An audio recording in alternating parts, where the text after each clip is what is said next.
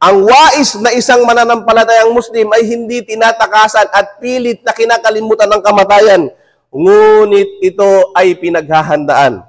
Sa pamamagitan ng paggawa ng kabutihan, ng pagbibigay ng kanyang sarili ng sapat na panahon upang makilala niya ang kanyang Panginoon na si Allah subhanahu wa ta'ala, mga kapatid sa Islam. Tunay na ang lahat ng tao ay makararanas ng kamatayan. Walang duda doon, mga kapatid sa Islam. Walang exemption doon, mga kapatid sa Islam. Kagaya ng sinabi ni Allah subhanahu wa ta'ala sa banal na Quran, kullu nafsin dhaikatul maut. At ang lahat ng may buhay ay makararanas at makatitikim ng kamatayan.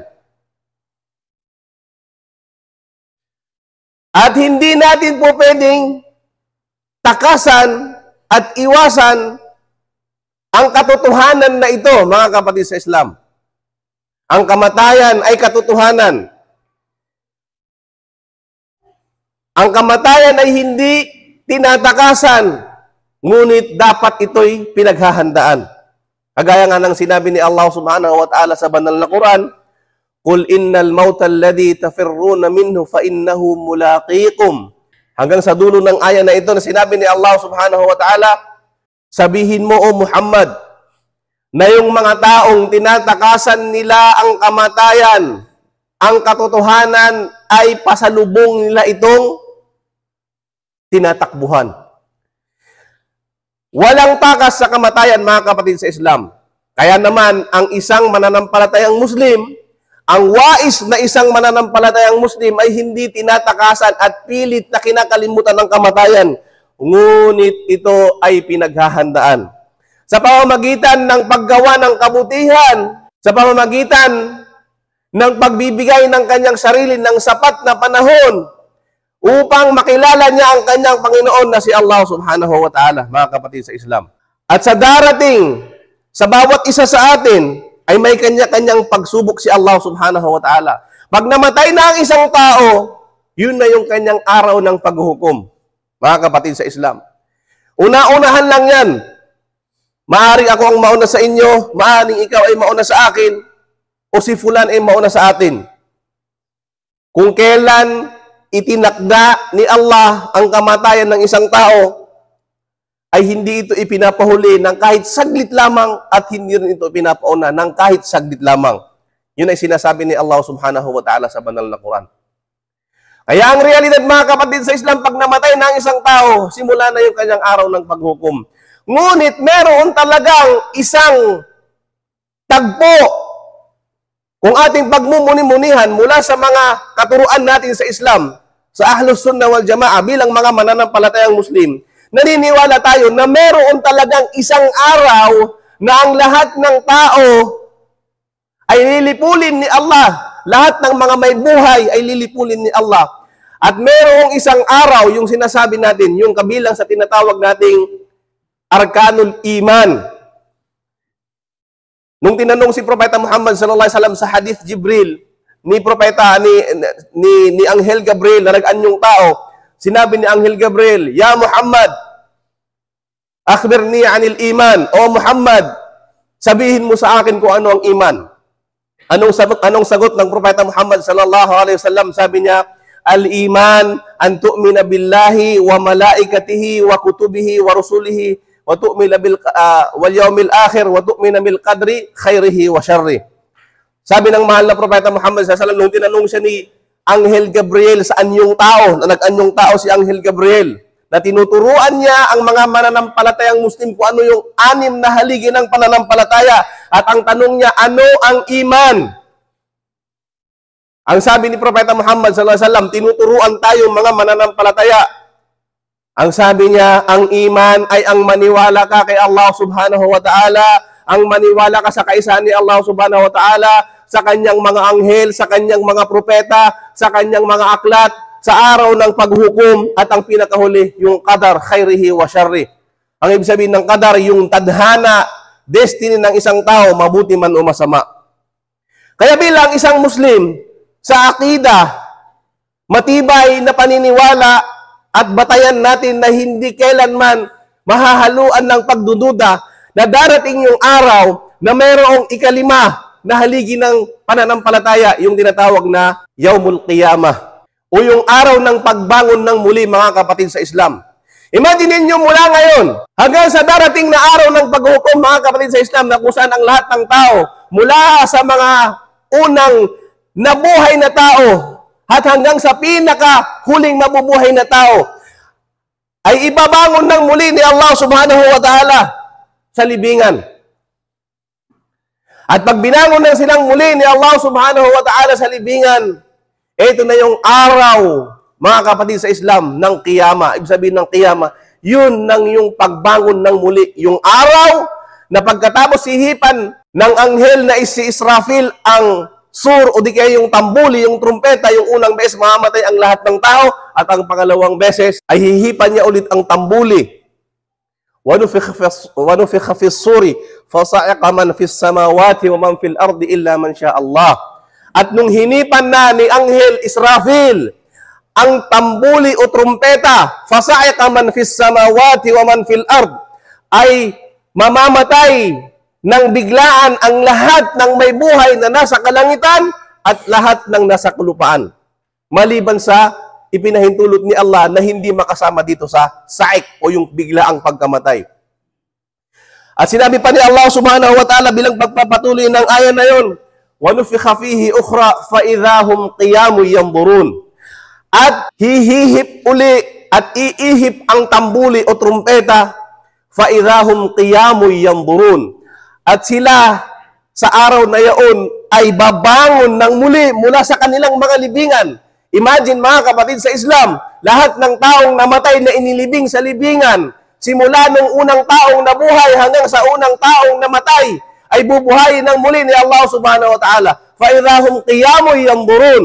At sila ay nakatayo at ibabangon ng muli at nakatingin lamang sa isang direksyon. Ito yung Yaumul Qiyamah, mga kapatid sa pananampalatayang Islam, na ang lahat ng tao ay walang iisipin kundi ang kanyang sarili. Walang iisipin kung paano o sino yung kanyang katabi, o nasaan yung kanyang nanay, yung kanyang tatay. Wala silang iisipin kundi ang kanilang sarili. Bakit? Nakikita nila sa araw na yaon na ang pagsubok ni Allah ay napakatindi. Ngayon, mga kapatid sa pananampalatayang Islam, maaaring sasabihin natin sa ating mga sarili, hindi pa naman nangyayari yun. Ngunit, mga kapatid sa Islam, inna wa'adallahi haq, fala tagurrannakumul hayatud dunya. Tunay na ang pangako ni Allah ay katotohanan. Kaya huwag sana kayong magpalinlang sa mundong ito. Huwag tayong magpalinlang sa mga palamuti dito sa mundong ito. Ang pangako ni Allah ang araw ng pagbangon ng muli na matindi ang kanyang parusa ay totoo. Kaya huwag kayong magpalinlang sa mga palamuti dito na iniisip ninyo na malayo pa naman yung araw ng paghukom. Malayo pa naman yung araw na mamamatay ako. Sino nagsabi sa iyo, mga kapatid sa Islam, na malayo pa ang iyong kamatayan? Ilan bang mga tao ang namatay na sinasabi niyang hindi pa siya mamamatay? Ilan bang mga bata ang namatay pagkatapos ipanganak? Ilan bang mga bata sanggol pa lang namatay at hindi na umabot sa kanyang pagiging binatilyo, mga kapatid sa Islam? Huwag nating iisipin na malayo pa yon, kasi kapag dumating na yung ajal, yung kamatayan ng isang tao, hindi pwedeng ipagpaliban. At hindi yun po pwedeng ipauna, mga kapatid sa Islam. Kaya katakutan natin si Allah subhanahu wa ta'ala sa darating na araw ng paghuhukom na kung saan lilitisin tayong lahat ni Allah subhanahu wa ta'ala. Ito ay katotohanan.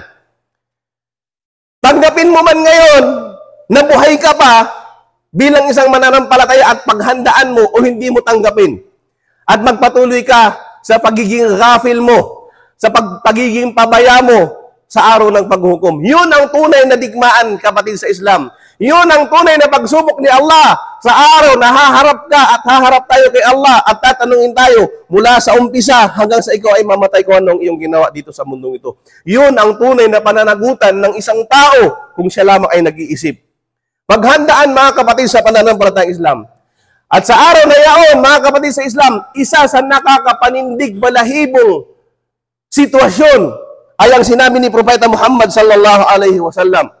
Sa araw ng paghuhukom ay lalapit sa mga tao ang araw kapag binangon ng muli ni Allah, yung Yaumul Qiyamah, Ang lahat ng mga taong nabuhay at namatay, sama-sama na silang lahat ibabago ng muli ni Allah. Binabanggit ng ating mga scholars sa araw na yaon, ay lalapit ang araw, yung nakikita nating araw, mga kapatid sa Islam, sa sangkatauhan sa mga tao nang napakalapit. Ang pagpapaliwanag ng ating mga scholars dito ay lalapit ito ng halos kasing lapit lang ng isang dipa o di kaya isang dangkal sa ulo ng mga tao. Imagine niyo mga kapatid sa Islam, kung gaano kainit, dito pa nga lang mainit mga kapatid sa Islam. Paano pa kaya kapag dumating yung panahon na yun, yung oras na yun, na kung saan lalapit sa mga tao ang araw. At bawat isa ay abala. Pagbangon ng muli, abala. Saan ka abala? Hindi ba't kapag nasa labas ka at tirik na tirik ang araw? Anong pinagkakabalahan mo? Naghahanap ka ng masisilungan? Naghahanap ka kung saan ka tatakbo? Hindi ba mga kapatid sa Islam? Maghahanap ka ng puno na mayroong lilim. Pupunta ka doon kasi bakit ayaw mong matamaan ka ng sinag ng araw nung sikat ng araw. Maghahanap ang tao sa araw na iyon kasi napakalapit, napakainit. Maghahanap sila ng pwedeng masilungan. Puno ng kahoy, mataas na gusali, anumang bagay na pwede nilang pagtaguan para maproteksyonan ang sarili nila para doon sa sikat ng araw, maghahanap ang tao. Pero sa araw na iyon, mga kapatid sa Islam, ay walang lilim. Walang lilim na po pwedeng takbuhan ang isang tao maliban na lamang sa lilim ni Allah. Papaano ang isang tao makakasilong sa lilim na ito? Hindi basta-basta mga kapatid sa Islam. Na kung gustuhin mong sumilong sa lilim ni Allah, ay makakasilong ka, hindi. Sa araw na yaon, sinabi ni Propeta Muhammad sallallahu alaihi wasallam, meron lamang 7 grupo o uri ng mga taong makakasilong. Naway ibilang tayo ni Allah subhanahu wa ta'ala sa 7 ito. Ngunit ito'y pinag-aralan ng ating mga scholars kung 7 lang bang uri ng tao ang pasisilungin ni Allah at kanilang natuklasan. Sa isang hadith, mayroong binanggit si Allah, si Propeta Muhammad na isang hadith na minsan ang sinabi ni Propeta Muhammad sallallahu alaihi wasallam na 7 uri ng tao, pero mayroong pang ibang mga uri ng tao pasisilungin ni Allah hanggang 20 na uri ng tao. Ayon sa pagpapaliwanag ng ating mga pantas. At ang hadith na itong babanggitin ko sa inyo, ang 7 uri ng taong pasisilungin ni Allah sa kanyang silong sa araw na yun, na maghahanap ka ng silong, tanawin mo yung sarili mo kung kabilang ka ba sa 7 ito. Kasi kung hindi, simulan mo na ngayon pa lang mga kapatid sa Islam, kung paano ka mapapabilang sa hadith na ito ng Propeta Muhammad sallallahu alaihi wasallam.